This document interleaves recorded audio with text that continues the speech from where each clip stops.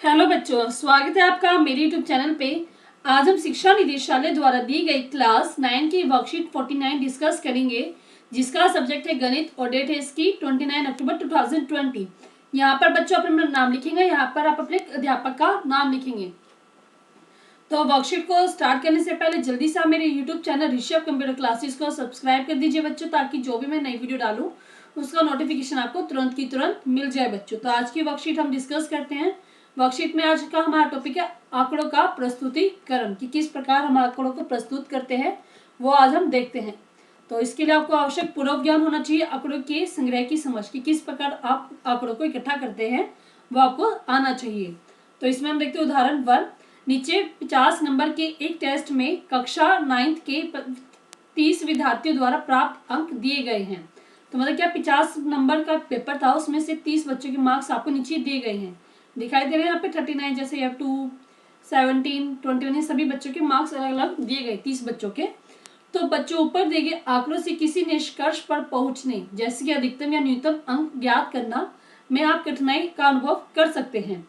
ठीक है, तो जैसे अब आपको यहाँ पे देखने में बड़ा दिक्कत आ रही है कि किसके सबसे ज्यादा मार्क्स है, किसके सबसे कम है। तो इसलिए हम क्या करेंगे, इसलिए केवल आंकड़ों को एकत्रित कर लेने भर से हम उनका अर्थपूर्ण प्रयोग नहीं कर पाते। इस रूप में प्रस्तुत किए गए आंकड़ों का यथा प्राप्त आंकड़े कहलाता है। तो ये जो हमने आंकड़े तैयार किए तो इसको क्या कहते हैं, यथा प्राप्त आंकड़े कहते हैं, और इंग्लिश में रॉ डाटा कहते हैं इसको।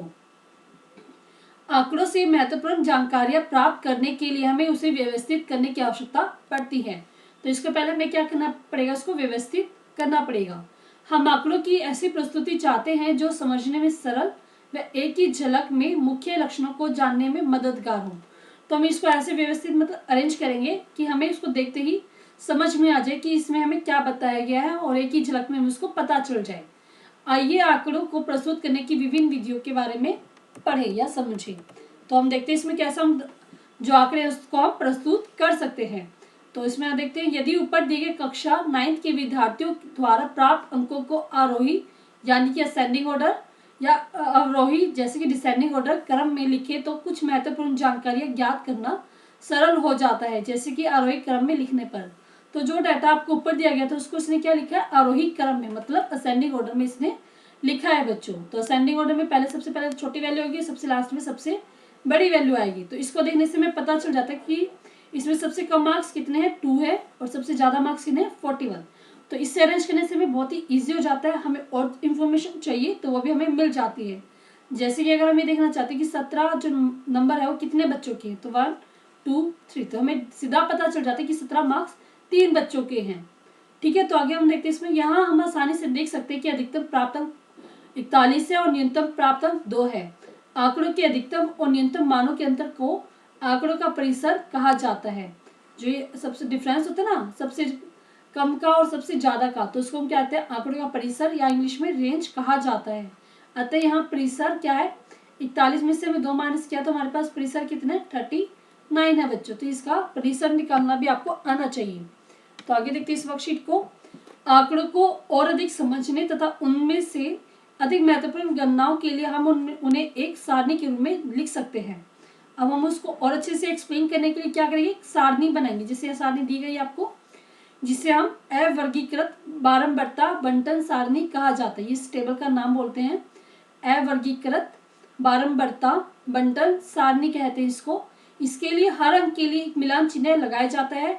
एक ही अंक के लिए 4 मिलन चिन्ह हो जाने पर 5वां मिलान चिन्ह पिछले 4 चिन्हों को विकर्ण की तरह काटता हुआ लगाया जाता है। तो इसमें बताया गया कि अगर आपके पास कोई वैल्यू 5 है तो 4 तो हम ऐसे दिखा देंगे 1 2 3 4। अगर आपको 5वां दिखाना है तो इसको एक हम ऐसे दिखाएंगे विकर्ण, जैसे कि इसको काटता हुआ। ठीक है, आगे 5 हमें रिप्रेजेंट कर दिया बच्चों। ठीक है, तो जैसे कि आपको सारणी में 19 और 21 को के लिए देख सकते हैं, जिससे यहाँ पे क्रॉस दिखाया गया है। किसी अंक के सामने लिखे मिलन चिन्हांक को गिनकर उस अंक की बारंबारता लिखी जा सकती है। तो मैं आपको समझा देती हूँ। जैसे 5 लिखा, 1 2 3 4, 4 होते जैसे आपका कंप्लीट हो जाए तो आप क्या करोगे, इसको कट कर दोगे तो आपके 5 हो गया। अब आप सोच रहे हो अगर हमें 6 लिखना है, 6 आप कैसे लिखोगे, तो पहले आप 5 का लिखोगे, फिर आप जो बच गया वो 1 लिखोगे। तो पहले 5 लिखिए, 1 2 3 4 5 कंप्लीट। इसके बाद फिर से आप यहाँ पे डंडे लगाना स्टार्ट करोगे, 1 ये आपका हो गया 6। मान लो अगर आपको 10 रिप्रेजेंट करना है तो 5 रिप्रेजेंट करोगे, फिर आप फिर 5 रिप्रेजेंट करोगे, तो 1 2 3 4 5, 1 2 3 4 5, ये आपकी 10 की रिप्रेजेंटेशन होगी टैली मार्क्स में। इसको हम क्या बोलते हैं, मिलान चिन्ह बोलते हैं बच्चों। तो देखते हैं हम इस वर्कशीट के क्वेश्चन आंसर जो हमें करने हैं। अब आप प्रयास कीजिए, अब आपको खुद आपको ट्राई करना है। प्रश्न 1 दिया गया आपके पास, 8वीं कक्षा के 30 विद्यार्थियों के रक्त समूह ये है। तो आपको 30 विद्यार्थियों के रक्त समूह दिए गए हैं आपको, ए बी, ए है, बी है, ओ है और ए बी, ये 4 ब्लड ग्रुप आपको यहाँ पे दिए गए हैं। अब आपको क्या करना है, इसको एक बारंबारता बंटन सारणी में प्रस्तुत करना है और उसके बाद आपको बताना है कि कौन सा रक्त समूह जो है अधिक सामान्य है और कौन सा रक्त समूह विरलतम रक्त समूह है। ठीक है, तो पहले इसको हम टेबल में अरेंज करते हैं। तो पहले आप ये गिनेंगे कि ए कितने ब्लड ग्रुप के हैं, बी के कितने हैं, ए बी के कितने बच्चे हैं और ओ के कितने बच्चे हैं। तो देखते हैं, इसमें पहले हम ए को काउंट करते हैं, इसको हम सर्कल लगाते जाएंगे आप, 1 2 3 4 5 6 7 8 9। ए के कितने बच्चों के पास ब्लड ग्रुप ए है, वो है यहाँ पे 9, तो यहाँ पे मैंने लिखा हुआ है 9। तो वैसे मैंने बी को भी काउंट किया हुआ है, बी के हमारे पास बच्चे कितने, 6। वैसे ऐसे बच्चे जिनका ब्लड ग्रुप ए भी है वो बच्चे 3 हैं, जिन बच्चों का ब्लड ग्रुप ओ है वो 12 बच्चे हैं। तो ये बच्चों आप खुद लिखना, लिख के देख के जो जो आपको लिखना है, जैसे बी को अगर आप तो आप उसको सर्कल कर दीजिए, जैसे 1 2 3 4 5 एंड 6। तो बी के कितने बच्चे होंगे बच्चों, 6, तो वो हमने लिखा हुआ है। तो अब इसको हम क्या करेंगे, क्या बोलते हैं इसको हिंदी में, मिलान चिन्ह है। मिलान चिन्ह से आप यहाँ पे लिखेंगे, इसको आप लिख लेना, इंग्लिश में लिखा हुआ पे मिलान चिन्ह लिखेंगे इसके हम। तो मिलान चिन्ह के लिए आप लिखेंगे इसकी रिप्रेजेंटेशन।